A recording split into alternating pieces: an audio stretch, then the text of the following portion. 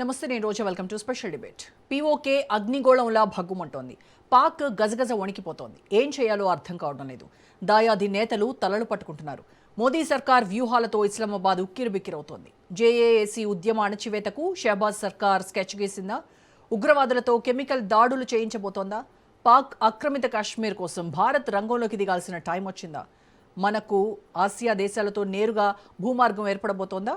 Machine పీఓకేపై ఇవాల్టి special debate. రాజకీయ ప్రాతినిధ్యంతో పాటు 38 డిమాండ్లు నెరవేర్చాలని కోరుతూ జాయింట్ అవామీ యాక్షన్ కమిటీ ఇచ్చిన పిలుపు విజయవంతమైంది. ఆక్రమిత కాశ్మీర్లోని రావల్కోట్ నుంచి ముజఫరాబాద్ వరకు లాంగ్ మార్చ్ బుధవారం ప్రారంభమైంది. వేలాది మంది ప్రజలు ఉద్యమానికి సంఘీభావం తెలిపారు. అయితే పోరాటాన్ని అణచివేసేందుకు షహబాజ్ సర్కార్ కుట్రలు చేసింది. అయినా పీఓకే ప్రజానీకం ఉద్యమాన్ని హోరెత్తించారు.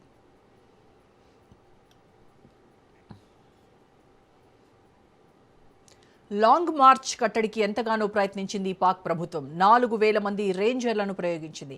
జేఏఏసీ ఆర్మీ మధ్య జరిగిన ఘర్షణలో 12 మంది ప్రాణాలు కోల్పోయారు. పీఓకే ఆక్రమిత ప్రాంతమని జేఏఏసీ నాయకుడు సర్దార్ అమన్ ఖాన్ చేసిన వ్యాఖ్యలు దుమారం రేపాయి.